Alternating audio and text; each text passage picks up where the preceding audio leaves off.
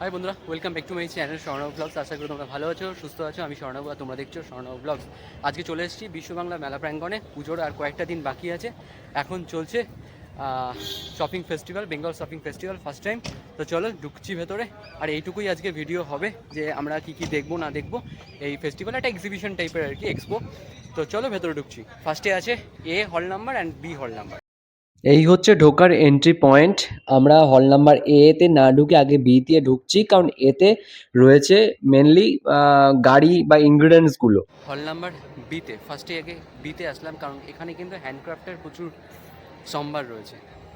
তো মিলন মেলা হল নাম্বার বি, প্রচুর কালেকশন এসছে এবং এই হস্তশিল্প মেলাটা কিন্তু এসির ভেতরেই আছে, এই ফার্স্ট টাইম।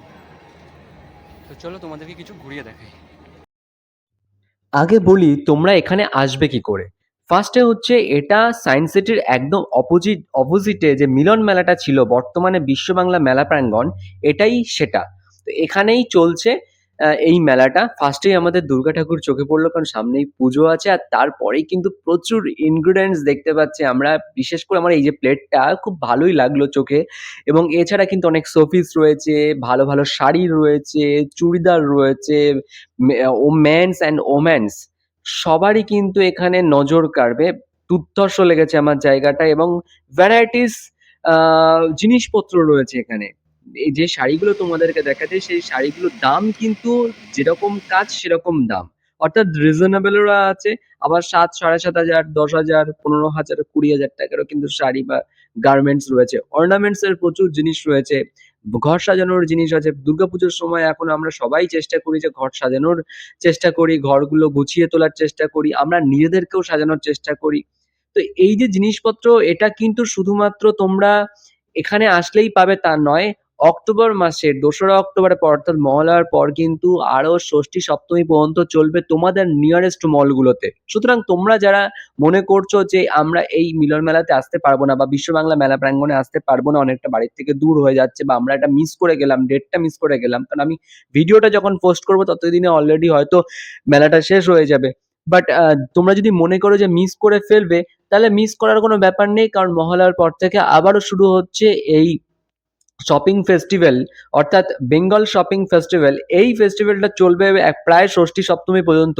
তোমরা যদি মনে করো যে কেনাকাটা করবে, তাহলে নিয়ারেস্ট তোমাদের যে লোকেশন আছে, যেখানে মল আছে, সেই মলে যাবে। তোমরা কিন্তু সেই সমস্ত মলগুলোতে তোমরা স্টল দেখতে পাবে। এটা মহালয়ার পর থেকে স্টার্ট হবে। তো তোমরা নিশ্চিন্তেই এই শপিং ফেস্টিভ্যালে অংশগ্রহণ করতে পারো। আমি এসছিলাম এই বিশ্ব বাংলা মেলা প্রাঙ্গণে। আমরা সবাই মিলে কিছু কেনাকাটা করলাম, কিছু ঘুরলাম, খাওয়া দাওয়া করলাম, কারণ এখানেও কিন্তু প্রচুর ফুড কোর্ট আছে। তো তোমাদেরকে মিলন মেলা বা এই মেলাটা টোটালটাই ঘুরিয়ে দেখাচ্ছি। খুবই সুন্দর, সংস্কারের পর অনেক সুন্দর হয়ে গেছে মেলাটা। একটা এক্সিবিশন সেন্টার টাইপের, এখানে অনেক অডিটোরিয়ামের মতো করে ফেলেছে, খুব দারুণ সাজিয়ে তুলেছে এই মিলন মেলাটাকে। আর এর মধ্যে কিন্তু প্রথম এই হস্তশিল্প বলো বা এই ধরনের মেলাটা কিন্তু ফার্স্ট টাইম এরকম একটা অর্গানাইজ করেছে। এবং আমার ফার্স্ট দেখো তোমাদেরকে একটা জিনিস দেখাচ্ছি, নকশি কাঁথার যে শাড়িটা, এই শাড়িটা কিন্তু আমার খুব চোখে পড়লো। এবং প্রচুর হ্যান্ডক্রাফটের শাড়ি রয়েছে, এবং খুব দুর্ধর্ষ শাড়ি, সিল্কের শাড়ি থেকে শুরু করে সব ধরনের শাড়ি রয়েছে। এবং এই হচ্ছে ফুড কোর্ট, এবং এখানে কিন্তু তোমরা ইচ্ছা করলে খাওয়া দাওয়া করতে পারবে।